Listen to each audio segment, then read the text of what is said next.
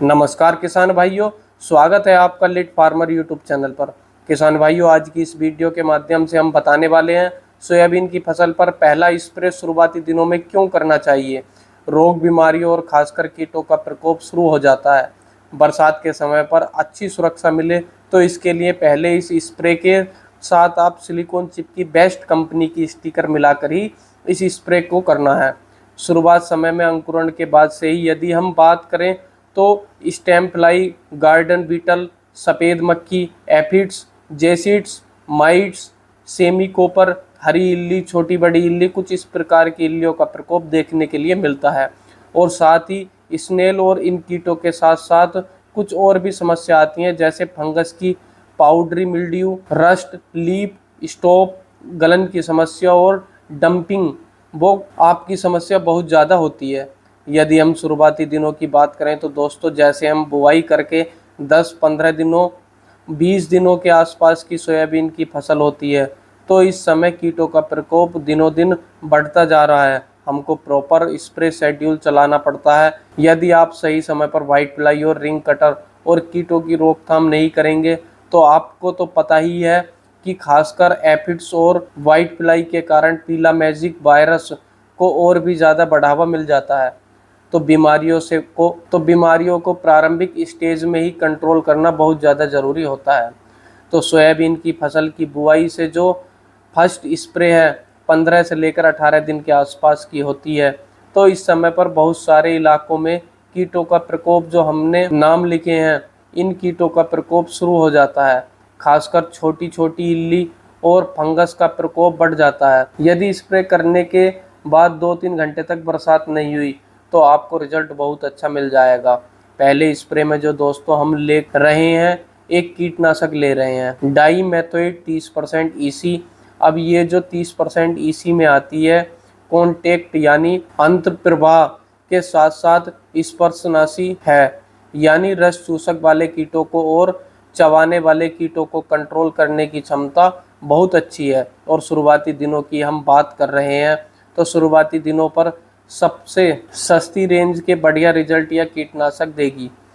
1 एकड़ में आपको 300 ml और 15 लीटर पानी में आपको 30 ml की दर से स्प्रे करना चाहिए।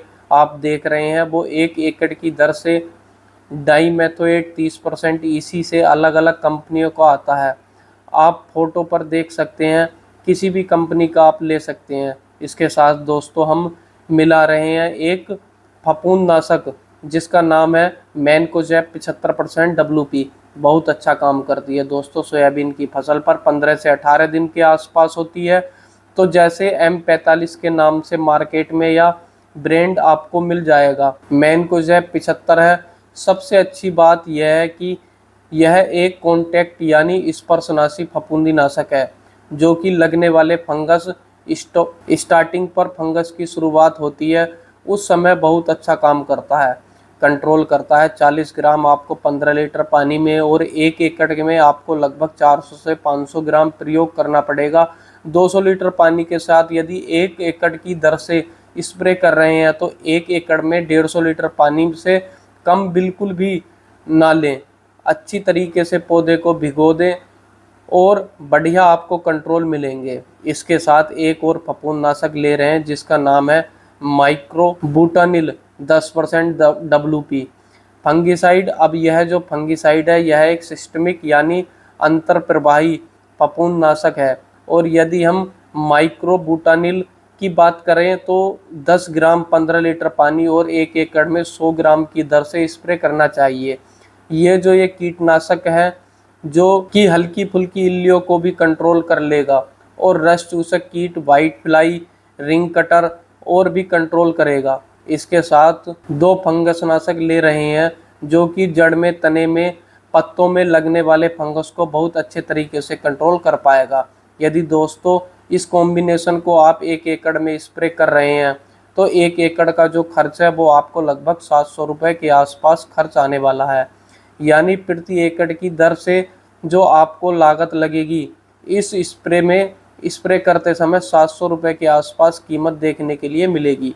अब एक चीज़ और, हमने तो बात कर रहे हैं 14 से 18 दिन के आसपास की फसल होती है उस समय इस कॉम्बिनेशन का इस स्प्रे करने से आपको दमदार रिजल्ट देखने के लिए मिलेंगे। अब ज़रा सोच कर देखिए दोस्तों, हमारी सोयाबीन की फसल की बुआई से है लगभग 14 से 20 दिनों के आसपास फसल होती है। तो कितने दिन की होती है, मतलब बहुत छोटी स्टेज पर होती है।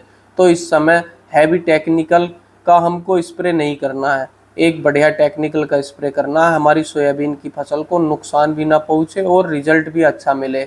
इस समय आपको बाकी कुछ लोग और अलग अलग टेक्निकल बताएंगे कि फर्स्ट स्प्रे में आप सोलोमन यानी इमिडाक्लोप्रिड और बीटा साइक्लोथीन का स्प्रे कर दीजिए। हाँ, यदि आप पहला स्प्रे 10 से 15 दिन में ना करके यदि आप 25 दिन के आसपास की फसल में फर्स्ट स्प्रे चला रहे हैं तो फिर बायर कंपनी की सोलोमन या फिर एलिका, इसमें से किसी भी एक कीटनाशक का मिक्स करके स्प्रे कर सकते हैं। डाईमेथोएट 30% इसी की जगह और पीलापन की समस्या है तो फिर आप चाहें, यदि ग्रोथ अच्छी नहीं हो रही है, पीलापन की समस्या है, एनपीके घुलनशील खाद 19-19-19 100 ग्राम की दर रखना है। 15 दिन की फसल में हैवी टेक्निकल का स्प्रे करने की आवश्यकता नहीं है।